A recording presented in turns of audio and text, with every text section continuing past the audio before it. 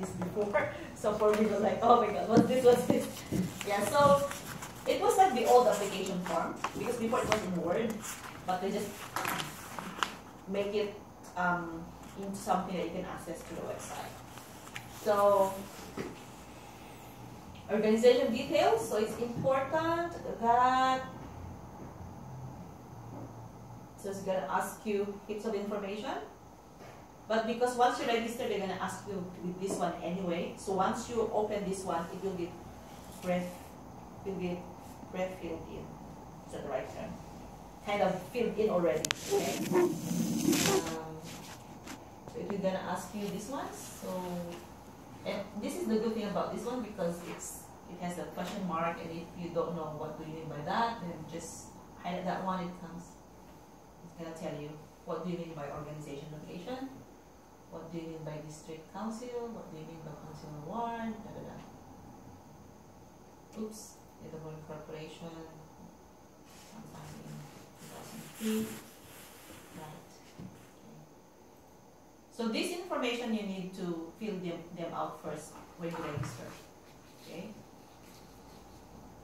So in my case, because I have done this in the Auckland Natalie form, in the COGS one, so I just copy and paste those information.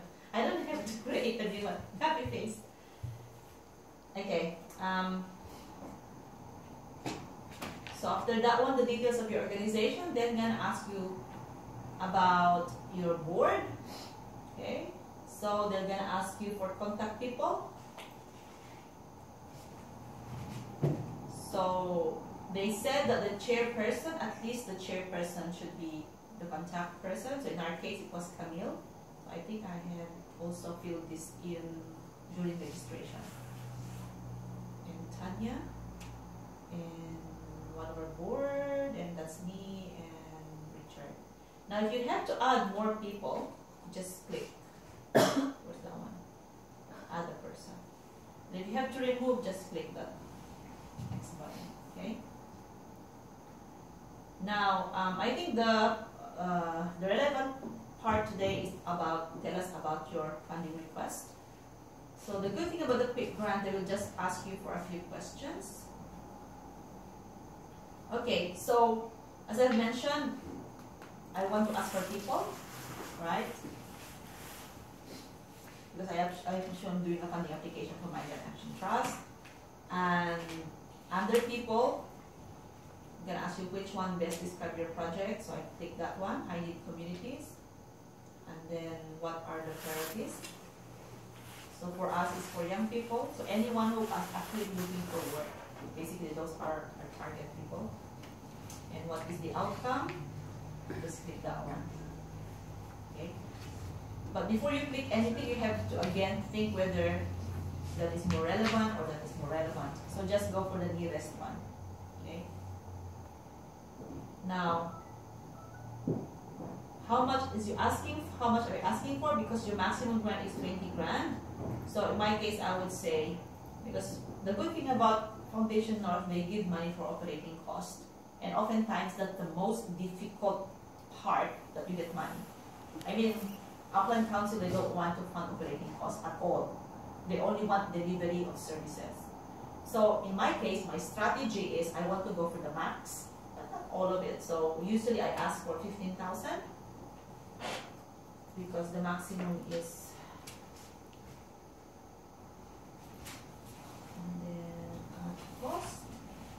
Okay, and then I go for program cost. I will just say 5,000 for the program cost, and that goes for the.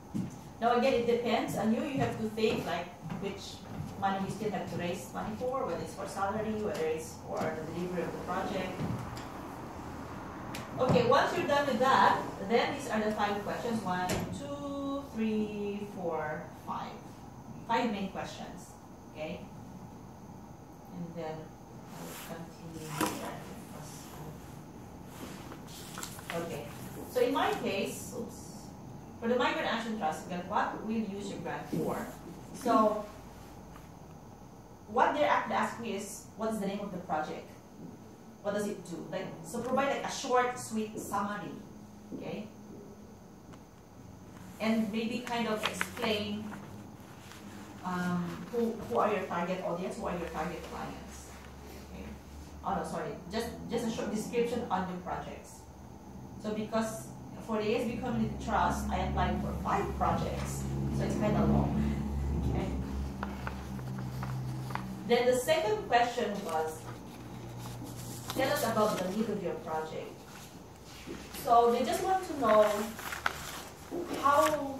what was your basis of having the project? Is it something that you feel like doing it? Yeah. It must have a basis. Okay. So in our case, I just did my research. Why new migrants or ethnic migrants should be supported into employment. So I did my research, okay, which is very crucial. If you could find some reports, by MSP or government reports, then you can also quote that one. If you say, for example, Korean society, for example, your society, you have, I don't know how many members you have, 2,000 members. If you say, we had a short survey in our community, 2,000 members said that they will prioritize this project. So that can also be a reason why you're doing the project. Does that make sense? Okay. And by the way, each question has a maximum character of 1,000. So you cannot provide a very long explanation. The only one is short and sweet. Okay? The other thing they're going to ask you for is, who else funds your project? Because they also want to know that you don't just rely on them to fund your project. So in our case, because the employment program for the Migrant Action Trust is kind of the banner program, so we have funding from lotteries, COGS, from After Council. So I just listed them there to show that we're also being supported, not only by foundation money. Now, question 4 is all about, so what will be the benefit or outcomes of your project? If you've attended the lottery or COGS grant training, it's more or less the same question. What is the outcome? What is the benefit of your project? Okay. So if you have done that, again, in my case, just copy and paste, and then try to target it. But because my project is more into employment, basically the main outcome is for the new migrants and ethnic people and unemployment rate to go down, okay, to help new migrants find work as soon as possible. So that is the outcome, okay, and then it starts to contribute economically to New Zealand. That is the outcome. It's quite easy because employment is so easy to measure as well. And that will be the next question. They're going to ask you, how do you know that you have achieved your outcome? So my explanation in measuring my outcome is, well, we're going to measure it by conducting a survey, asking previous clients whether there was a change in terms of the frequency of getting interviewed, whether they actually had found a job, and then we report that back. So say, for example, in the last year, we have 200 people attending our job search workshops. 100 of them had found a job.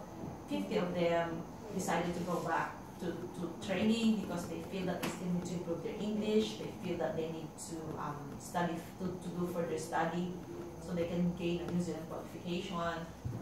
The rest are still actively job seeking, but they have increasing number of interviews. So that's how I present my accountability in terms of the outcome. So what happens is, what you will say here will basically be reflected in your accountability. Okay. Is there any question? Does it make sense?